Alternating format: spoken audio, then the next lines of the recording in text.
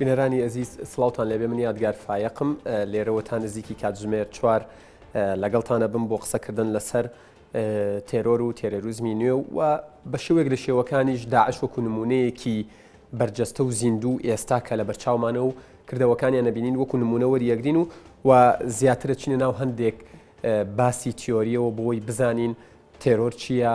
و تێرۆریزم چییە و ئەم تێرۆرگەر هەر تیرۆر بێت تیرۆری کۆن چییە و تێرۆریزمی نوێ چییە. قسە لەسەرماناکەین، من زیاتر لەسەر و بابەتە ناڕۆم و کاتەکەم بۆ میوانەکەم دانێم کە قسەی لەسەر بکات و وەکو پێشتریش بڵێن ئاگدارم کردبوونەوە کە لەم کاتژمێرە کاک ئاراس فەتاح ئەکادیمی و نووسەر حزوریە بێ لە بەرنامەکە و میوانە بێ لەگەڵمانە. کاک ئاراس، من بە پرسیارێکی سادە و تەقلیدی ئەچمە ناو باسەکەوە. تیرۆر چییە؟ ترۆر زەبروزەنجێکی ڕوتە. ئەگە وەڵامێکی زۆر تەقلیدی و سادە بدەمەوە. زەبروزەنجی ڕوتیش مانای ئەوەیە کە تۆ تیرۆر ئەزانی چی ئەلۆزە، ینی پێناسەی تیرۆر ئەز ئەلۆزەکەشی لەوەدایە لە چ گۆشەنیگایەکەوە تۆ تەماشای چەمچی ترۆر بکەین. یعنی بۆ نمونە ئێمە لە مێژوودا بیرمان نەچێ بێش ئێمە خۆشمان بەشێکین لەو مێژووە. ساڵانێکی زۆر خەباتی چەکداری ڕزگاری خوازی کوردی لەلایەن دەوڵەتانەوە چ نەکەەوە دەوڵەتانی کە دژی خەبات دەکرا، بەڵکو لەلایەن دەوڵەتانی ئەوروپاشەوە لەلایەن دەوڵەتانی دراوسێشەوە وەکو ترۆر تەماشا ئاکراین. بەڵام ئەو جانزاری خۆمانەوە خەباتی ڕزگاری خوازی بوو. ئەنی لێرەوە تیرۆر پرسیارەکە لەوەدا چێت چەمچی ترۆرمان بۆ پێناسا ئەکات و لە چه گۆشەنیگایەکەوە تەماشای ترۆر دەکەیت. ئەمە لەلایەکەوە لەلایەکەوە دیارە پێکاکە نمونەیەکە تەنانەت پارتیوێکێتیش تاوەکو ئەم ئێستاچێ لە ئەوروپا لەناو ئەو لیستانن کە بە حساب تیرۆری ئەوکو ڕێکخراوێکی با بڵێن زەبروزەنگاوی با بڵێن زەبروزەنگ وەکو کەرەستەیەک بەکارێنێ بۆ دەستکاریکردنی ژیانی سیاسی و یاخود دەستکاریکردنی سیستەمی سیاسی تەماشاکرێ. سە بۆ نمونە لە ئەڵمانیا تاکو ئێستا چێش کاتێک کە تۆ یعنی وەرەگریت شناسنامەی ئەڵمانی وەرەگریت ڕستێک ناوی تیایی ڕێکخراوەکان لە دنیاە ئایا تۆ سەر بە کام لەم حیزبانیت پارتوێکێتیەکێک لەوانە. ئەنی مەبەستم ئەوەیە لە ئەمریکا هەشتا خۆتەزانی تاکو ئەو کێشەیار هەبوو تەنها چەندین سەفەری کێشەی سیاسیش و دیپلۆماسیشی خستەوە ناومان هێشتا لە ناو لیستی ئەو هێزانەیەکەوە تەنانەت بەنسبەت خوێندکارەکانیشمان و قوتابیەکانی شەڵێ کە ڕۆن تەقدیمی ڤیزاکەن ئەگەر نەزانانە بە بێئاگایانە بنووسن سەربەیەکی لە پارتە سیاسیەکانن ئۆتۆماتیکیان ڕەبزی بۆیەتەوە تا ئێستا شوایە. ئەجا لێرەوە پرسیارەکە لەوەدایە ئایا لە چه چەمچێکەوە و یاخود لە چه پێناسەیەکی ئایا پێناسەیەکی نێودەوڵەتی هەیە بۆ تێرۆر و یاخود پێناسەیەکی سیاسی ڕوت و ئایدۆلۆژیە بۆ ترۆر، پێناسەیەکی دەوڵەتی هەیە بۆ تێرۆر. ئەمە گرفتێکی با بڵێن تیۆریە و دەبێت قسە لەسەر بکرێت. بە بڕای من چەمچی ترۆر لێرەوە چەمچی ترۆر دابەش ئەبێت، یعنی تۆ تێرۆری فەرید هەیە یەکێک دێت پەلاماری لە ناو کۆمەلگایەکە کۆمەلگایە بە ئەکتێکی با بڵێن زەبروزەنگاوی لەوانەیە چەند کەسێ بکوژێت. ئەمە تێرۆرێکی فەردیە، یاخود ئەچێت یەک سیاست مەدارێ بکوژێت. ئێمە دەزانین کە جەنگی جیهانی سێهەدی یەکەم لە تێرۆرێکی فەردیەوە دەستی پێ کرد و یاخود بوو بە هۆکارێک بۆی کەەوە جەنگی جیهانی سێهەم با بڵێن دەست پێ بکە تا دەگاتە ئەو ترۆرانی کە بۆ پاپست و یاخود باشکردە. بڵێ کاک ئاراس، کاتێک ئێمە ئەوترێت یانی ئەگەر پێناسەیەکی چەمکی تێرۆر بکەین وەکو وترێت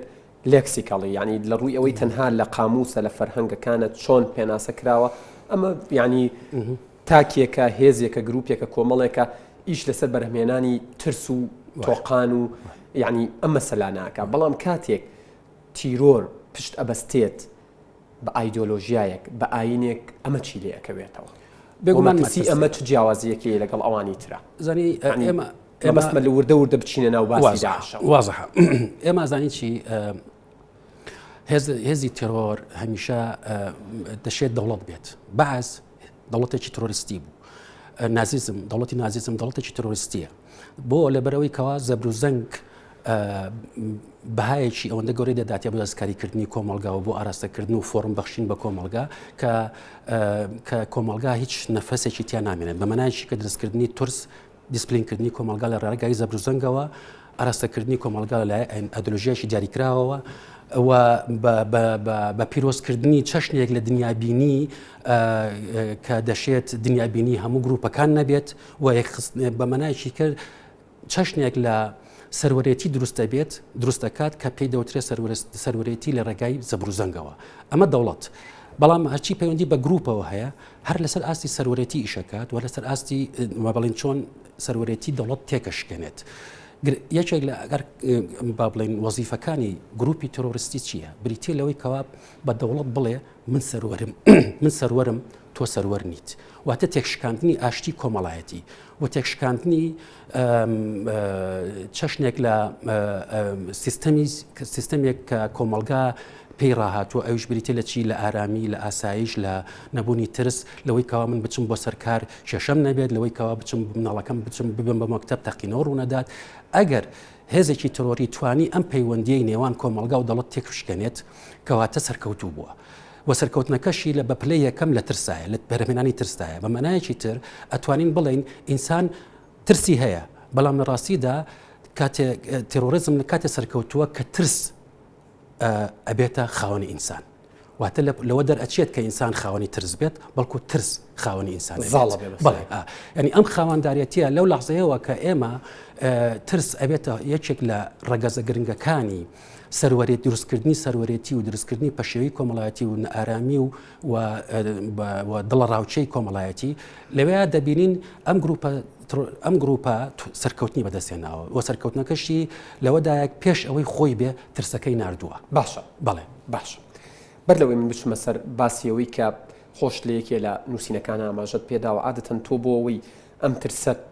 وەکو خۆت وتت یعنی ترس ببێ بە خاوەنی مرۆڤەکان ترس ببێ بە چەکوشیەکە میشە لەسەر سەری مرۆڤەکان بێت و هەمیشە دەستێکیش بێ ئاراستەیان بکە پێویستی بە پانتاییەکەیە پێویستی بە جێگەیەکەیە کە ممارەسەی ئەم ترسەی تیا بکات و ممارەسەی کارەکانی تیا بکات ناچمە سەر ئەم پرسیارە دواتر ئەمەد لێ پرسن بۆی وا هەست نەکەی کە پرسیارەکان دوورن لەیەکەوە تێرۆر زانیمان چییە؟ تێرۆر کە دوجار تێرۆر بێت بەرەمێنانی ترس و تۆقاندن بێت کۆنونوێی هەیە؟ بەڵێ بێگومان کۆنونوێ هەیە من هەستەکەم ینی لە مێژووی مرۆڤایەتیدا ئەگەر تەماشای سەدەی 20 بکەیت تێرۆر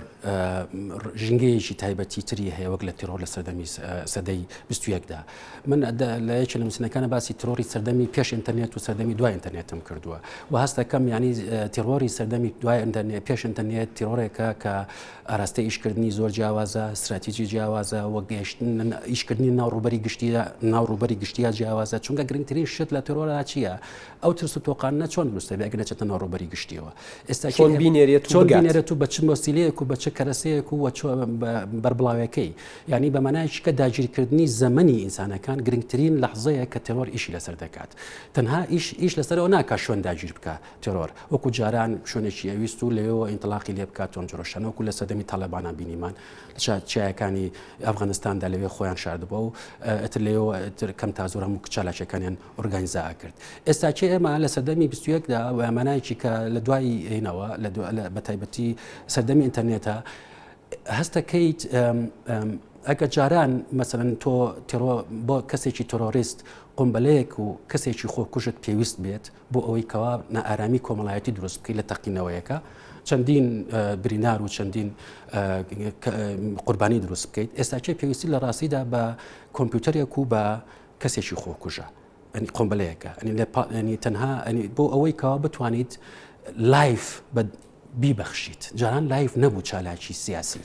جاران لایف نەبوو چالاکی سەربازی ئەمە هەموو کەسان تۆتە ژێرباری بڵاوکردنەوەی ئەم شتان بێگومان ئەو کەناڵە گەورەکانی جیانی شەمە فۆکس نیوز ئەمە CNN ئەمە BBC-ە ئەمە ئیدارەکەی ئۆبامایە جگەلەوەی خۆشمان وەکو کورد ینی زۆر بەبیەوەی ئاگامان لە خۆمان بێت تەواوی چالاکیەکانی ئەوانمان گواستۆتەوە من مەبەستم بزەوت ئەمەیە تێرۆر ئەتخاتە ناو ئەو گۆماوەوە کە خۆی مەبەستێتی وایە خودت ئەو استراتیژیەوە کە خۆی مەبەستێتی ئەویش بریتێ لە چی لە بریتێ بە زیندووکردنی زەبروزەنگ ئەنی بە مانایەکی تر ئێمە چۆن بتوانین ئەنی کارەسات لەوەدایە ئێمە دەستگاکانی ڕاگەیاندن ئێستا چیە ئەو استراتیژەی کەوا داعش پێویستی پێێتی وایە خۆتی گروپە ترۆریستەکان پێویستیان پێێتی لە ڕاستیدا کەم تا زۆر پەیڕەوی هاوکارن لە بڵاوکردنەوەی بۆ هاوکارن لە بڵاوکردنەوەی بەلایفکردنی و یاخود بە زیندوکردنی زەبر و زەنگ لە ماڵەکانمانە هاوکارن لە نیشاندانی ڕاستەوخۆی ئەو شەڕانگیزیەی کەوا ئەوان ئەمە بەستیانە بگات هەموو ماڵێک لێرەوە ئەو استراتیجە سەرکەوتوو بووە کەم تا زۆر بەڵام لە هەمان کاتیشدا چەشنێک لە سایکۆلۆژیای دەستە جەمعی دروست بووە لە لای ئێمە کە پێویستیمان بە تازەترین دەنگ و باسەیە پێویستیمان بەوە هەیە چی ڕوویاوە پێویستیمان بەوە کێ زووتر بڵایەکاتەوە شەڕی وێنەکان و شەڕی دیسکورسەکان ینی ئەم دوو شەڕا لە سەردەمی جەنگی ترۆردا کە ناوی جەنگی ترۆی لێدنێ شەڕێکی زۆر گەورەیە و ئەگەر هەڵسو کەوتێکی عقلانی لەگەڵا نەکرێت هەمیشە ئاڕژێتە ناو خانەی خزمەتکردنی ئەو استراتیجیە ترۆریستیە بۆ ڕای باش ئێمە گەر تۆزێک بگەڕێنەوە بۆ مێژوو هەندێک بگەڕێنەوە بە دووە بە تایبەت لە دوای ڕەنایسانسەوە ینی بەنسبەت ئەوروپا و ئەمریکاشەوە ئەبینی تێرۆر بە شێوەیەک لە شێوەکان بوونی هەبووە بۆ نمونە لە نێوان کاسۆلیکەکان و پرۆتێستەکانتە و چی بەڵام زیاتر ممارسەکردنی تیرۆر و زەبروزەنگ بووە بەرامبەر بە تاکیا چەند تاکێک یا کۆمەڵەیەک کەسێکە ئەم تۆک چۆن سونە و شیعەکانی ئێستا هەنەوانیش ئاوا بەو شێوە ینی تۆ سەیرەکەی لە یەکێکیانە گەر پەیوەندیەکی سێکسی لە دەرەوەی زەواج هەبێت ئاسایە لەوی ترە نائاسایی و دوورەخرێتەوە تەنان دەنووسینەکانیشە زۆر بەوازحی ئەمە دەرکەوتووە بەڵام ئێمە کە سەیری داعشەکەین یعنی لە ڤیددیۆیەکە کە 8 دقەیە لە خلالی 6 دقەیە یەک کەس 52 کەسە کوژێت زۆر بە خوێنێکی ساردەوە زۆر بە عسابێکی ساردەوە بەبێ ئەوەی بشگەڕێتەوە بیرێک بکاتەوە بەبێ ئەوەی هەڵوەستەیەک بکات ینی لە خلالی 6 دقەیە 52 کەس دانراون بە دەماچەکەی دەستی هەر 52یانە کوژێت یەک فیشەکەەکانی بەتاڵەکاتە و پڕیەکاتە و هەمویانە کوژێت هەست ناکەی ئەم فۆرمە لە تێرۆریزمی نوێ تەواو جیاواز بێت لەگەڵەوانی پێشی خۆیان سەرنجی ئەگەر مەسلەی کوشتار بە تیرۆردا بنێن هەموو کوشتارێک دەشێت ڕاست نەبێت چونکە کوشتار لە ینی تۆریزمی با بڵێن نوێ تۆریزمێکە ئاراستەیەکی ئایدۆلۆژی هەیە شەرعەتێکی ئایدۆلۆژی بە خۆی داوە بە تایبەتی دین کە مەرجعە و ئەوە پرسیاری پێشووترت نەچوومە سەری ینی لێرەدا جیاوازە لە تیرۆری دەوڵەتێکی وەکو بەعەس کە مەرجعیتەکەی ناسیۆنالیزم بوو بۆ ئەوەی ناسیۆنالیزمی بەعس بۆ نمونە لە کۆمەلگایەکی وەکو کوردیدا بنجبەست بکەیت پێویستیت بەوە هەبوو ئیشی زۆر بکەیت بڵێ تۆ بەعسێکی باش چمانایەکی هەیە بەڵام مسلمانێکی باش ئاسانترە تۆ بیگەنیتە ئینسانێکی کوردی وەک لە بەعسێکی باش لێرەوە مەرجعیت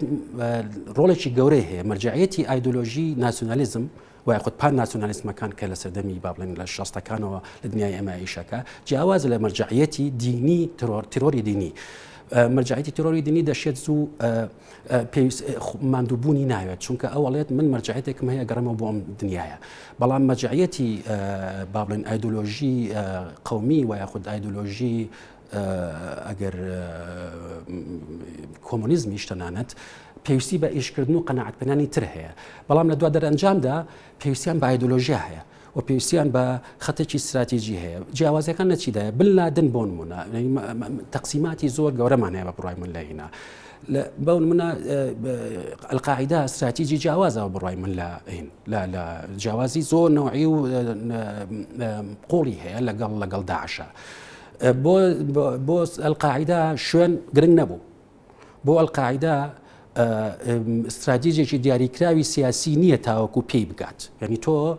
یەکێک لە چەمکەکانی ڕەگەزەکانی تۆریزمی نێت چییە بریتی لەوەی کەوا دەسەڵاتی دەوڵەتی نەتەوەیی ئەوێت هەڵی وەشێنێتەوە بە مەنایەکی کە لە ناو ڕوبەرێکا ئیشەکات کە دەسەڵاتی دەوڵەتی نەتەوەی تیا سەروەر نییە ئەمە یەک دوو ئامادەی مفاوەزات نییە واتە هێزێک نییە کە تۆ مفاوەزەی لەگەڵا بکەیت سێ هێزێک نییە کە بڕوای بە گۆڕانکاری ناو کۆمەلگا هەبێنە ناو ڕوبەری گشتی یاوکو ئۆپۆزیسیۆنێک ئیش بکات بەڵکو داوای چیەکات داوای گۆڕانی بنیادیەکات بە مەنایەکی تر چەمچی جەنگ لێرەدا دەستکاریەکی گەورە کراوە چەمچی جەنگ لە لای بۆن منە فیلسوفی وەکو کلاوزەڤیتسا کە هەموو نووسەرێکی دنیا بێ بگەڕێتەوە بۆی باس لە جەنگ بکەین ئەو پێناستا بە با بڵێن باوەی کەوا ئەو ناویناوە جەنگ درێژکراوەی سیاسەتە بە کەرەسەی تر بە مەنایەکی تر لای ئەو جەنگ لە ڕاستیدا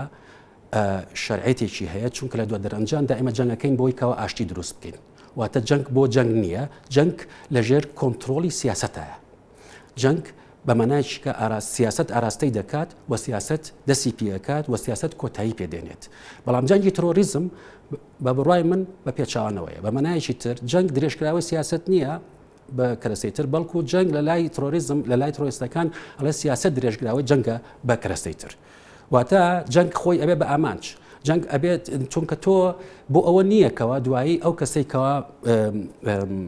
لە جەنگە ئەدۆڕێت لەگەڵ دابنیشیت و مفاوەزە بکەیت تەسلیم ئەبێت بۆ من لایەک ئەدۆڕێت لە جەنگی بەرەییدا لە جەنگی تەقلیدیدا لایەکە دۆڕە لایەکە کە تەسلیم ئەبێت مفاوەزە ئەەکەیت لەسەر پەیمانێکی ئاشتی لە بینی ئەو دوولانە دروست ئەبێت تۆریزم ئەمەی ناوێت بە مانایکی کە ئامادەی دروستکردنی ئاشتی نییە بەڵکو ئامادەی ئیشکرد استراتیژی یەکەمی بریتە لە دروستکردنی بەردەوامی دۆخێکی ئەوەی پێداوترێ حاڵەتە تاواڕی واتە ناکاوی بەردەوام اینجا ئەم دۆخە ناکاوە بەرداوامە ئایا دۆخێکی ناکاوی بەرداوامی بێ لە ناو دەوڵەتێکی نەتەوەییدا وایە خود لە ناو ناوچەیەکی وەکو شەرقی ئەوسەتا بینین وایە خود لە ناو جیهانیشدا ئێستاچێ من تەسەوڕم وایە ئێستاچێمە لە دۆخێکی نەئارامی دۆخێکی ئاسایی و یاخود ناکاوی نێونەتەوەی ئاژین یعنی تەنها عێراق ئالوودەی ئەم دۆخە نیە تەنها کوردستان ئالوودەی ئەم دۆخە نیە و یاخود سووریا عێراق بەڵکو کۆی سیستەمی ڕۆژهەڵاتی ناوەڕاست ئالوودەی دۆخێکی نەئارامی و با بڵێن حالەتی تەواڕیە و لە هەمان کاتیشدا ئەمڕۆ مەترسیدارە وەکو هەمومان ئەزانین بۆ سەر کۆی پەیوەندی نێودەوڵەت بێگومان بەردەوامە بین لەو گفتوگۆیی کە جەنگ و سیاست تا چەنە لە یەکەوە نزیکن و کامیان ئامانجە و کامیان وەسیلێ گەر تۆ بەعسد وەکو نمونە هێنایەوە ئێمە لە بەعسا و لەو ڕژێمەیە یعنی بەدیمانە کردەیوت یعنی قال القائد قال الشعب سەرۆک چی وت گەلی شەواڵێ باشە لێرەیە سەرۆک ئەوەی لەسەری هەڕەمەکەیە مەرجع ڕاستە بەڵام لە لای داعش تۆ سیرەکەی یعنی شەڕەکەی بردوۆتە قۆناغێکی زۆر مەترسیدارتر و هەستیارترەوە خوا و پێغەمبەر مەرجع و ئاینی کردووە بە کەرەستەیەک کە تا ئێستاش قسە لەسەرەوە زۆر زۆرە یعنی ئەمانە ئیسلامن یا ئیسلام نین تەنانەت ینی مناقەشەی زۆرەوە یەکێکە لە پرسیارەکانی منیش وە بە کۆمنتش بۆ ماتبوو مەبەستیان بوو وەڵام وەربگرنەوە کاتێک گروپێکی تیرۆریستی دێت خوا و پێغەمبەر و قورئانەکە بە مەرجعی خۆی جەنگەکە تا چ ئاستێک سەختە بێت و ئەبێت چۆن زاڵ ببین بەسەریە جەنگەکە زۆر خەناویە بێت چونکە ئەم جۆرە گروپانە ئامادەی ئەوەن کە لە ڕاستیدا ژیان دۆست نین بە مەنایکی کە ئامادەنی لەم دنیاە بژین و بۆیان گرنگ نییە لەم دنیاە چ مانایەکیان هەیە بەڵکو لە ڕاستیدا پەیوەندی بەوە هەیە کە ئەوان بۆ ئامانجێکی ئەو دنیایی ئەژین وایە خۆت بە ملانی کەمەوە خەونی ئەویان هەیە بچنە بەهشتەوە لەو ڕێگای ئەو جەنگەی کە بە خودای دەکەن لێرەوە خوێناویتر و عنفاویتر و زەبر و زەنگاویتر دەبێت وەکوت دەبینین کە ئێستاچێ لە دنیای ئێمەدا هەیە بەڵام سوالی ئەساسی لەوەیە ئایا هەموو ئایدۆلۆژیەکان لە ڕاستیدا هەموو ئایدۆلۆژیا با بڵێن کۆسمۆپۆلیتیەکان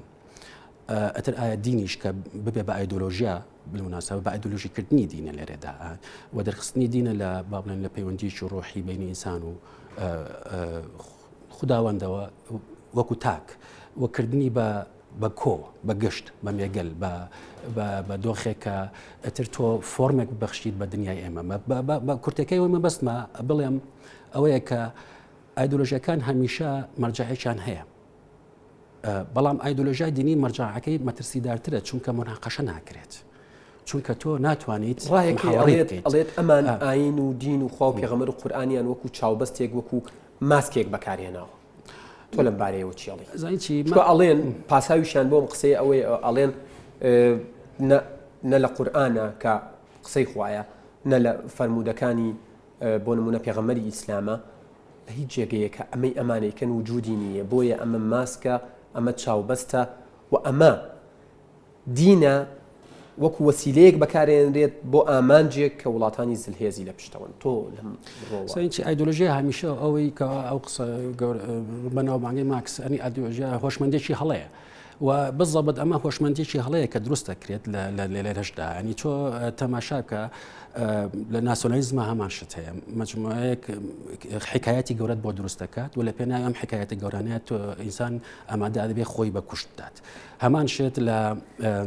لە کۆمونیزمدا ئێمە حکایەتی گەورەمان هەیە و لە ئیسلامیشە و یاخود دینیشە ئێمە حکایەتی گەورەمان هەیە دەشێت گروپێکی دیاریکرا و تەفسیرێکی دیاریکراوی بۆ دین ئەم دینە هەبێت و ئەم حکایەتانە بکە بە حکایەتی ڕئیسی خۆی سوالەکە لەوەدا چەندە ئەمە جەوهری دین ئیسلامە و یاخود جەوهری ئەگە گروپێکی مەسیحی پێی هەڵسێ جەوهری مەسیحیەتە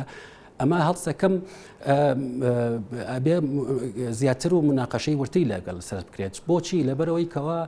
هەموو ئەگەرێک هەیە ئەروکو چۆن کۆمۆنیزم فکری مارکس بۆن منەوەکو مرێنینەوە لە جەوهردا فکرێکە کە پڕێتی لە ئیشکردن بۆ گۆڕینی دنیا و جوانکردنی دنیا و عدالەتی اجتیماعی و یەکسانی و ئابوووریەکە و لەلایەنە با بڵێن کولتوری و لە هەموو لایەنەکانی تری کە بە شەر پێویستی پێێتی بەمانایکی کە سیاست لە دو دەرەنجامدا بریتە لە چاکەیەکی گشتی و خۆشببختی بۆ ئینسانەکان دروست بکات بەڵام کاتێک کە ئەبێ بە ئایدۆلۆژیا و جەنجی توندی بۆ دەکرێت وەکو لە هین لە چەندین وڵاتی دنیاە بینیمان سارێنیزم دروست دەکات ماویزم دروست دەکات کاسترۆیزم دروست دەکات و تا دوایی لە ناسیۆنالیزمدا نفسی شت ئێمە مۆسۆلینیمان هەیە نازیەتمان هەیە وانی یاخود بەحسمان هەیە سەدام حوسێنمان هەیە و هەموو ئەو سەرکردە گەورانەی عەرەب کە ڕۆژ لە ڕۆژان بەناوی نەتەوەوە سەدان کەسیان کردە سوتەمەنی جەنگەکانیان ئەمڕۆ بێگومان دین ئەبینین ینی تۆ دین هەمان شت هاتووە و استراتیژێکی دیاریکراوی هەیە ئەم گروپە و وازەحا سەر بە چ مەدرسەیەکی دینیە ئێمە لە ناو دینی ئیسلامدا چەندین مەدرسی جیاوازمان هەیە ئەمە بمانێ مەسەر مەدرسێکی دیاریکراوە و ئەم مەدرسەیە قەناعەتی تەواوی بەوە هەیە کە دەوڵەتی نەتەوەی ئەبێت هەڵوەشێنرێتەوە چونکە ئەمە کردەیەکی ئیستعماریە چونکە سایکسپیکۆ بمانێ لەحزەیەکی گرنگی دابشکردنی دنیای عەرەبە دابشکردنی ئەوەی کە پێ دەڵێن دنیای ئیسلامە و ئەمە لێرەوە دەست پێکە پرۆژەی مۆدرنە دژوە پرۆژەی مۆدرنە ئیشەکەن پرۆژەی دومیان بریتە لە چی بریتە لە گەڕانەوە دروستکردنی خلافەتێکی ئیسلامی کە نە ئەم سەری دیارە نە ئەو سەری لێرەوە نازانیت ئاڕاستەی استراتیژی سیاسی وەکوتم هینیان نییە ینی لەگەڵ ئەم برادران هەیە مناقەشە ناکرێت بە مەنایەکی کە مفاوەزەش ناکرێت و نازانی بەرەو سنوورە جوگرافیەکەیان چۆیە و داواکاری سیاسەکەیان چییە کەواتە بمبورە لێرە ینی ئەم پرسیارم بیرکەوتەوە دنیابینی داعش دنیابینیەکی بە نسبەت خۆیانەوە تاقانە و ڕەهایە وەک چۆن ئەمریکا لە دوای 11 سپتەمبەر وتی یا لەگەڵ منی یا دژی منی ئەمانیش هەمان ئیشەکەن بەو ڕەهایە ئەوەی لەگەڵ دنیابینی ئەوان نەبێت چکە تۆ ئێستا بینی مەلا ئەکوژن ینی بە خەڵکی زۆر گەورە گروپی زۆر گەورە موسڵمانن ئەیان کوژن بۆ یعنی تەنها لەبەر ئەوەی لەگەڵ ئەو دنیابینیە نین و لەگەڵ ئەو شێوازی بیرکردنەوەی نین بێگومان ینی مەسلەی تۆتالیتاریزم چییە لە دو دەرەنجامدا تۆتالیتاریزم بریتە لە نهێشتنی پلۆرالیەت لە کۆمەلگایە واتە هیچ کۆمەلگایەک لە دنیاە نییە پلۆرال نەبێت و ئیشی ئایدۆلۆژیەکان ئایا ئایدۆلۆژیای دینی بێ وایە خۆ دنیاوی بێت بریتە لە یەک ڕەنگکردن و بەخشینی یەک فۆرم و یەک جیهانبینی و یەک ئاین وایە خۆت یەک کە دوجارە مەمراندنی دیموکراسی بێگومان پرۆژەی سەرەکی بریتە لە پرۆژەی کوشتنی دیموکراسیەت پرۆژەی کوشتنی دیموکراسیەتیش لەگەڵ خۆیان چی دێنێ لە پاڵیا چی دروست بەرەمینەکانی چی ئاکامەکانی یەک نێشتنی با بڵێن کوشتنی جیاوازیەکانی کۆمەلگایە دوو ئەو گروپانەی کەوا سەر بەو دینەنین وایە خۆ سەر بەو ئایدۆلۆژیانی نین وایە خۆ سەر بەو ڕەگەزەنین ئەبێ لە ناو ببرێن ئێمە لە نازیەتە بینیمان جووەکانیان لە ناوە برد لە کوردستان لە عێراقا بینیمان کوردیان کۆمەڵ کوش کرد لە سەردەمی داعشا ئێمە دەبینین یەزیدەکان کۆمەڵ کوشەکەن بەڵام لە پاڵ ئەوەشدا کورد وەکو ڕەگەزێکی ئەوە دەبینن مەترسیدا دەبینن بۆ چی بۆ ئەوەی بۆ پرۆژە با بڵێن شمولەکەیان کە ئەنێ دروستی بکەن بەس ئەمەمانایەوە نیە لە کۆمەڵگای ئێمەیە هێز نییە کە قبولی ئەم ئایدیاش نەکات چونکە وەکوتم هێزێکی دینیە و هێزێکە ڕەجی هەیە لە کۆمەڵگای ئێمەیە بەلانی کەمەوە لە ڕووە با بڵێن کۆمەڵایەتێکەوە دەشێت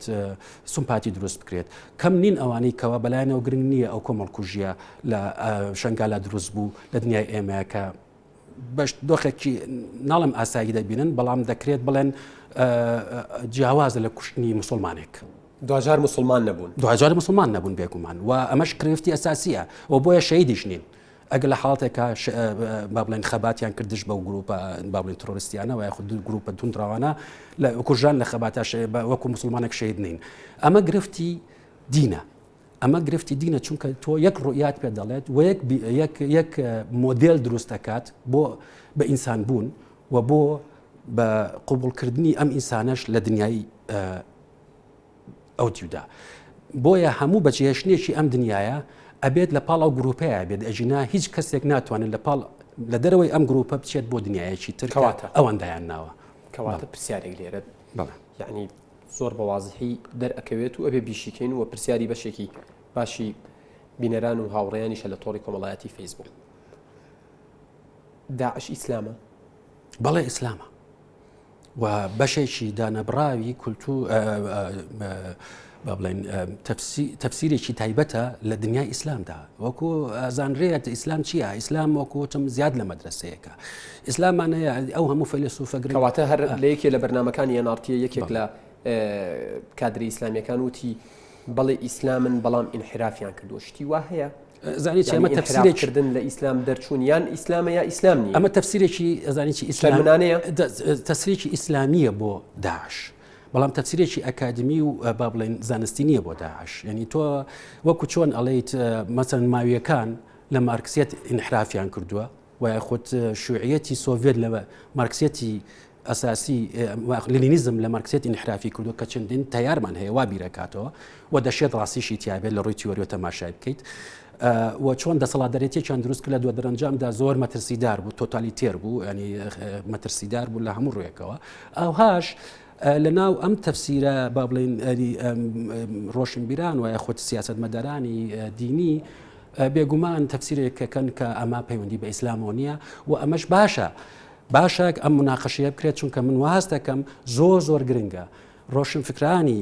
با بڵێن میانڕە و یاخود چیان ناودنی لیبرالی ئیسلامی کار لەسەر ئەم مەسلەیە بکەن و شەرمنانە باسی پرسی شەرمنانە بەڵێ زۆر لەلایەن بە تایبەتە وسی حزبە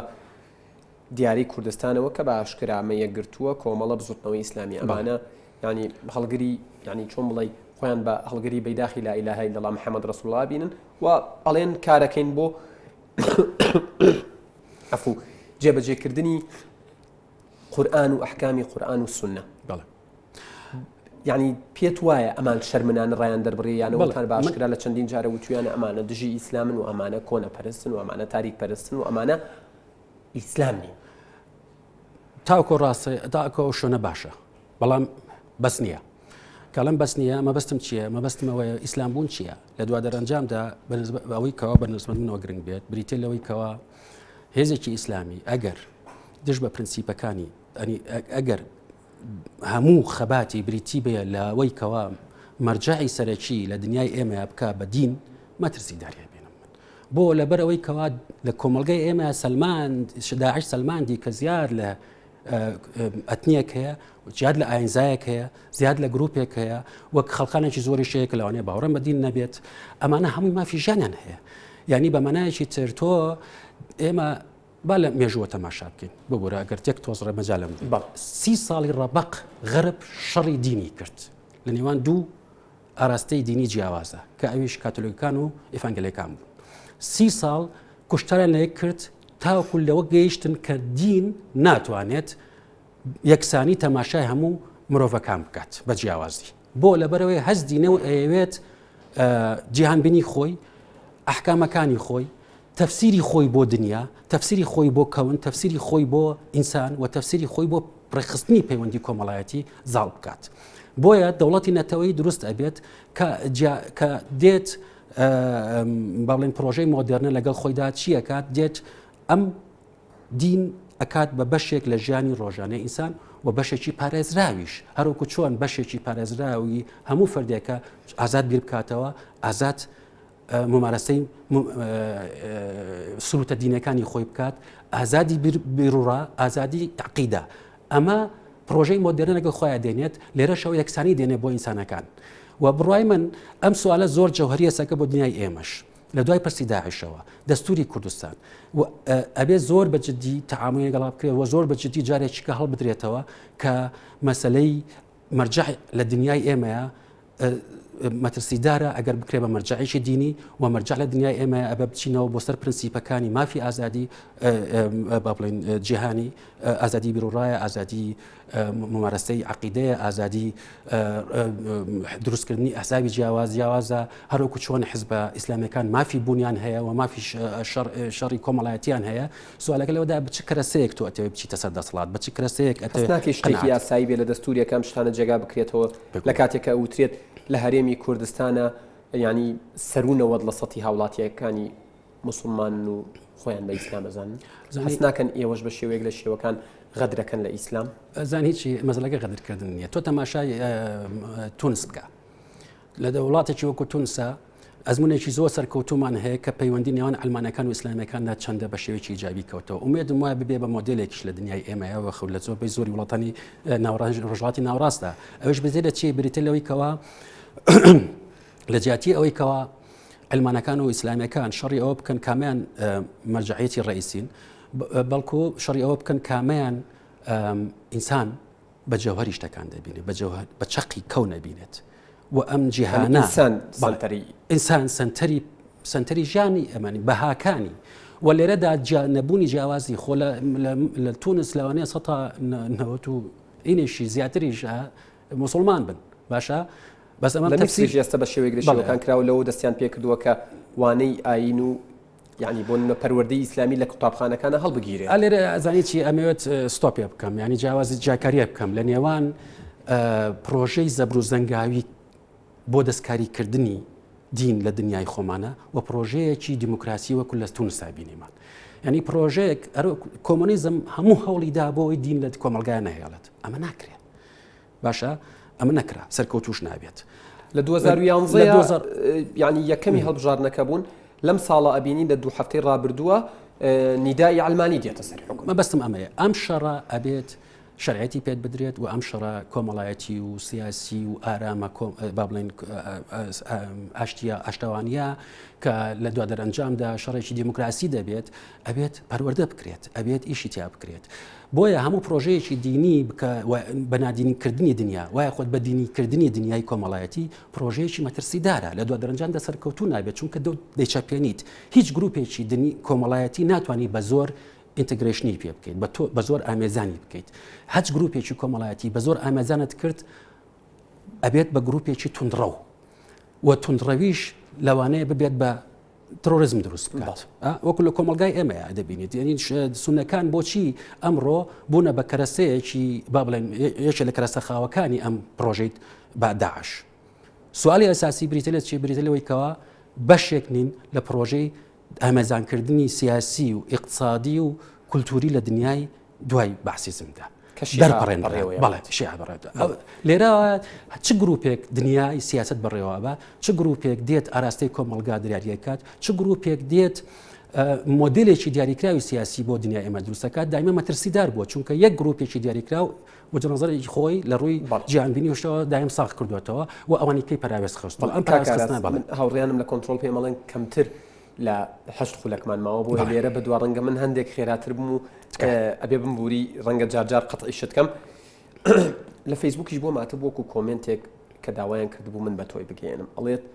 ئێوە مەبەستی لەو نخبەیەن کە ینی دیارە نووسینەکانتان دیارە و ئەنووسن و خەڵکەتان ناسێ ئەڵێ ئێوە جیاوازی ناکەن لە نێوان دین و دینداری و هەر لەسەرم قسەی بەردەوامە بێ ئەڵێ ئێوە جیاوازی ناکەن لە نێوان ئیسلام و ئەوانەی خۆیان بە ئیسلامەزانن و ئەم کاران ناکەن وەڵامی تۆ چیە بۆ من ڕاست نییە ئەزانی من دیارە بواری من ئیشکردنی کای دین نییە لە ڕاستیدا بەڵکو بواری من ئەوەی نووسینەکانم زیاتر کای کۆمەڵایەتیە کای ئەو پرسە با بڵین سۆسیۆلۆژیانێک لە دنیای ئێمە هەیە خود پرسە سیاسیانە دیارە کەم تا زۆریش شتە هەنووکیەکان بەڵام ئەم پرسیانە وەڵاممان داوەتەوە و ڕاست نییە ئەنی ئێمە جیاکاری بە تایبەتی کاکمەریوان تەسەوڕەکەم لە هەمومان زیاتر لەو بارەیە ئیشی کردبێت ئەویش بریتێ لە چی بریتێ لەوەی کەوا تۆ چۆن تەماشای دین دەکەیت با تازەترین وتاری و هەموو کتێبی ماوەی پێشونوسی بووی ئەو جیاکاریەمان بۆ دیارە کات کە ئەویشەوەیە دین دەشێت ڕق دروست بکات بەڵام دینی شمان هەیە دەشێت ئاشتەوانی کۆمەڵایەتی دروست بکات دین هەیە دەتوانێت فەلسەفەمان بۆ دروست بکات هەلە ناوم دینەیە وەنیە فەلسەفەی جوان فەلسەفەی گەورە لە دنیای ئێمەیە تر لە فەرەوە بگوێت تا گاتە ئەمانەی تر بەڵام دینیشمان هەیە بنلادن دروست دەکاتن بەمە هەمان دین ئەمە سوالەکەی ئەمە جیاکارێکەکەی و هەت سۆسیۆلۆژیایە کاتی ڕۆنێکی سۆسیۆلۆژی ئەگەر مێژویانە تەماشای دنیای خۆی نەکات ئەویش ئەچێتە خانەی ئایدۆلۆژیەوە و بە بڕای من ئەوەش مەترسیدارە بە ئایدۆلۆژیکردنی تەفسیرمان بۆ دین بە ئایدۆلۆژیکردنی تەفسیرمان بۆ کۆمەڵگا هەمان ئەو خانەیە کە ئێستا کە داعش لەسەری ئیشەکە دوای خودت هێزە سیاسیە دینیەکانیشی لەسەر گەنجێکی تر ئەپرسێت کە گەنجێکە داوای کردو ئەڵێت زۆر بە ڕاشکاویان پرسیارە بکرێت دینی ئیسلام چارەسەری کێشەکانی ئەم زەمەنەی لا دەستەکەوێت وەڵامەکە بەڕای من ئەگەر زۆر خێرادیوان نەخێر دین هیچ کاتێک وەڵامی هیچ دینێک لە دنیای ئێستا ئەم ئالۆزیەی کەوا دنیای مۆدرنەتیە دێژی وایە خودت ئەگە بڵێن پۆست مۆدرنەتیایە ئەژی ئەم ئالۆزیە ناتوانێت چارەسەر بکات و بە بڕای من ئەبێت قەنەعەتم وایە ینی ئەو پرسیارەی کانت بۆ دروستکردنی ئاشتی سوالی ئاشتی لەو سەردەمەوە تاکو ئێستاچی هێشتا ئەکتوەلیتێتی خۆی لەدەست نەداوە وای خودهەنووکەی خۆی لەدەست نەداوە دروستکردنی ئاشتی لە ڕێگای دیالۆجی بینی دینەکانەوە هەیە نەک لە ڕێگای ئەوەی کەەوە یەک دین بێت بڵێت من دنیا وەڵامم هەیە بۆ هەموو پرسەکانی دنیا هیچ دینی یەک لەم دنیاە بەتەنها ناتوانێت وەڵامی هەبێ بۆ دنیاکان پرۆژەی داعش چیە و داهاتووی ئیسلامی سیاسی لە ناوچەکە چۆنەبی پرۆژەی داعش لە ڕاستیدا تێکشکاندنی ئەرۆکو چۆن لە فەزایەکە ئیشەکات کە بریتێ لە نەمای سەروەریتی دەوڵەتی نەتەوەیی و لە نەمانی شەرعیەتی سیاسی بۆ دەسەڵاتدارێت با بڵێن لۆکالیەکان لە دنیای ئێمەیە و کەوتنی پرۆژەی مۆدرنێ لە دنیای ئێمە بە بڕای من کە پرۆژەی مۆدرنەوەستم چییە دەوڵەتی نەتەوەی دێ پرۆژەی مۆدرنە لەگە خۆیان دێنێ پرۆژەی مۆدرنەشێکی لە شتەکان مجموعەیەک بڕێک استراتیژی هەیە بۆ نمونە پێشکەوتنی کۆمەڵایەتی پێشکەوتنی ئابووری دروستکردنی یەکسانی خۆشگوزەرانی ئەم شتانە پرۆژەی مۆدرنە لەم وڵاتانەی ئێمەیە سەرکەوتو نەبوو و لەسەر ئەم کە لە پووری سەرنەکەوتنی پرۆژەی مۆدرنە داعش دێت ئیشەکات زمینە سازیەکە خۆی وجبوونی هەبوو بێگومان بۆ ئەوانیش دروستە بن خاکێکی بە پیتە بۆ ئەوان گەشێتی بێگومان چونکە دنیایەکی زۆر زەبر و زەنگاویە لە بەحسەوە بگرای تاوکۆگاتە ئینسی ئێمە 30 ساڵ تەمەنی زەبر و زەنگمان هەبووە لە دنیای باشە پێت وایە تا تاکەکان یەکسان نەبن تاکەکانی ناو کۆمەڵگا بە کوردەوە لێرە لە کوردستان لە باشوور و بە شیعە و سوننەکانی عێراق و جنوبەوە ئەوەیە وترێت